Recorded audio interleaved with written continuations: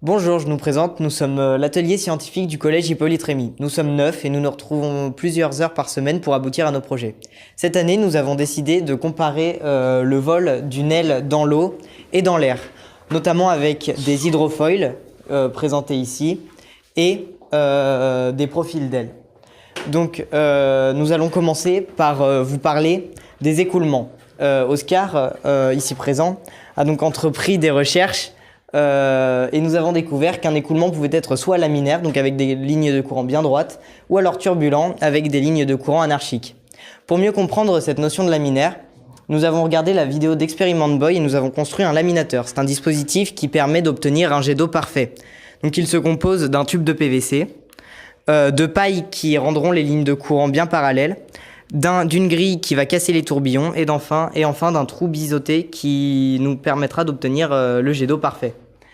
Pour pouvoir effectuer nos mesures, nous avons contacté Salanelli de l'UPEC qui nous a renvoyé vers un professeur émérite de la mécanique des fluides, Didier Gégère, et il nous a présenté deux équations. Tout d'abord, le nombre de Reynolds. Le nombre de Reynolds, c'est une équation, c'est un nombre sans unité qui permet de caractériser un écoulement. Notamment, nous savons que si par exemple V, la vitesse, est très grande et mu, la viscosité très petite, on obtiendra un nombre de Reynolds très petit qui correspond à un écoulement parfaitement laminaire. Après avoir compris ce qu'était le nombre de Reynolds, il nous a présenté l'équation de Bernoulli. C'est une équation issue du principe de conservation de l'énergie et son résultat est une constante. Pour mieux comprendre, avec un profil d'aile ici asymétrique, on peut voir que le fluide parcourt une plus grande distance en haut qu'en bas. Ce qui veut dire que pour que les deux lignes de courant se rejoignent en même temps, il faut que la vitesse augmente sur la partie haute de l'aile. Si la vitesse augmente, d'après l'équation de Bernoulli, pour conserver la constante, cette fois-ci ce sera la portance qui sera mise en avant et l'aile se verra être portée. Il est donc nécessaire que l'écoulement soit laminaire pour pouvoir tester le comportement d'une aile et imiter les conditions réelles. Je laisse la parole à Clément qui va nous présenter le premier dispositif. Merci William. Alors moi je vais m'occuper de la deuxième partie, voler dans l'eau, voler sur l'eau. Alors pour ce faire on utilise des hydrofoils. Il en existe des en V et d'autres en T. Nous on a privilégié ceux en T pour nos mesures. Au début de l'année, nous avions créé un premier bassin d'écoulement, mais celui-ci s'est avéré catastrophique, vraiment nul. Alors nous avons abandonné et nous sommes passés et nous avons attendu notre rendez-vous avec Monsieur Gégère, qui nous a donné deux solutions. Un bassin en forme de rond où une aile vole au milieu à l'aide d'un bras, que nous avons abandonné pour des raisons de coût budgétaire, et un deuxième bassin, celui qui est présent devant vos yeux. Alors il est légèrement différent qu'à la première partie du concours, il est plus petit, nous avons fait le choix de le refaire pour un meilleur transport et accélérer la vitesse. Le 28 mars, Monsieur Gégère est venu au collège et nous a conseillé, et nous a aidé. Il nous a conseillé de mettre une grille à l'avant, celle-ci, pour éviter plein de turbulences. On a eu une prise d'air involontaire ce jour-là et ça a fait plein de petites bulles blanches. Ça nous a prouvé que l'eau s'écoulait parfaitement, que l'eau était laminaire. William nous a dit que pour connaître la portance, il fallait connaître la vitesse. Nous avons entrepris plusieurs méthodes pour la calculer. La première, nous avons rempli un récipient de 3 litres. Il s'est rempli en une moyenne de 4,025 secondes. Nous avons calculé la surface mouillée, c'est-à-dire ça sur ça. Et nous avons pu en déduire que la vitesse était de 4,26 cm par seconde. La deuxième méthode, nous avons laissé un morceau de papier juste ici s'écouler. Nous avons sur les 48 cm, il a mis 10 secondes à s'écouler. Nous avons obtenu une moyenne de 4,20 secondes. Alors on peut en déduire que ces moyennes sont très similaires, donc que les deux sont exactes. Ensuite, nous avons voulu calculer le nombre de Reynolds. Nous avons obtenu un nombre de Reynolds qui est égal à 4000, mais donc il n'est pas vraiment laminaire, mais il n'est pas non plus turbulent. On est dans la zone critique. Puis ensuite, nous avons créé un dispositif pour mesurer la portance. Donc on a relié une aile à cette petite balance de cuisine. Quand nous l'allumons, nous la tarons à 0 à vitesse nulle. Nous allumons le dispositif et on voit quelle masse elle affiche. Elle affiche une masse de moins 1 gramme, donc on peut en déduire que la portance est de 0,01 newton. Merci, je laisse la parole à Nadia pour la troisième partie. Ok, donc bonjour, je vais vous présenter la partie voler dans l'air.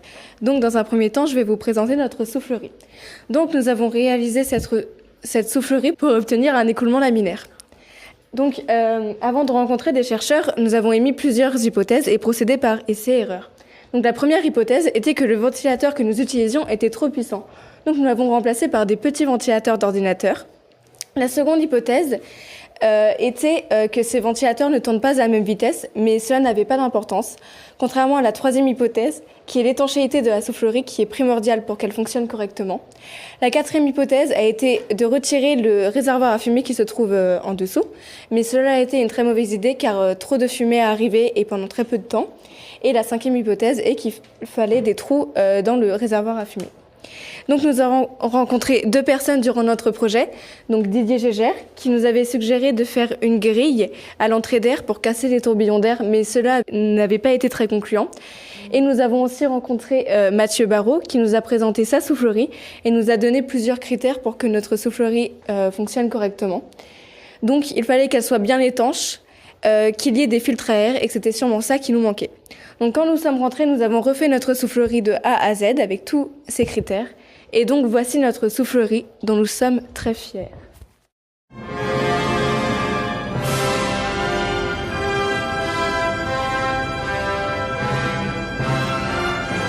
Nous avons ensuite voulu mesurer la vitesse de l'air dans l'écoulement.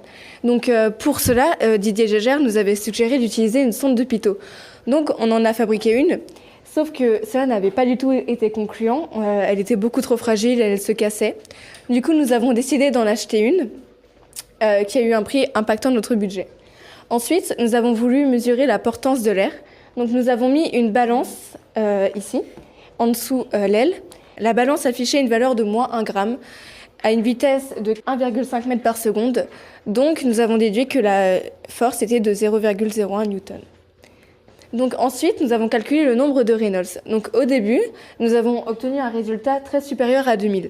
Et cela voulait dire que l'écoulement n'était pas laminaire. Or, nous voyons bien ici que l'écoulement est laminaire. Donc nous avons cherché quel paramètre était faux. Et donc c'était bien la longueur caractéristique, car l'écoulement est devenu laminaire quand nous avons ajouté des filtres à air. On ne les voit pas ici, mais ils y sont. Et donc la longueur caractéristique était la largeur d'une maille du filtre à air. Donc je laisse la parole à Clément pour la conclusion. Merci Nadia. Alors je vais vous rappeler la problématique. Voler dans l'eau, voler dans l'air, est-ce la même chose ou est-ce aussi simple? On a démontré qu'à portance égale, il fallait plus de vitesse pour voler dans l'air que pour voler dans l'eau. Donc en théorie, il est plus simple de voler dans l'eau que voler dans l'air. En théorie, c'est ça. À faible vitesse, on peut voler dans l'eau, on n'a pas de problème. À grande vitesse, le fait que le foil se surélève, il va faire comme des ricochets. Donc, vaut mieux en réalité voler dans l'eau à faible vitesse et voler dans l'air à grande vitesse. Par la suite de notre projet, ayant équipé ce petit bateau d'un foil, mais on ne peut pas vous démontrer qu'il vole car la vitesse n'est pas assez grande, pourquoi pas équiper de grands porte-containers avec peut-être une dizaine de foils. Ça les ferait se surélever légèrement, donc brûler moins de carburant et réduire l'impact énergétique, environnemental. On remercie évidemment Monsieur Gégère et Monsieur Barrault qui nous ont été primordiales dans ce projet. Et on remercie évidemment Monsieur Billet et Monsieur Grange et tous les membres du club physique qui nous ont permis cette année d'arriver jusqu'ici. Voilà, merci.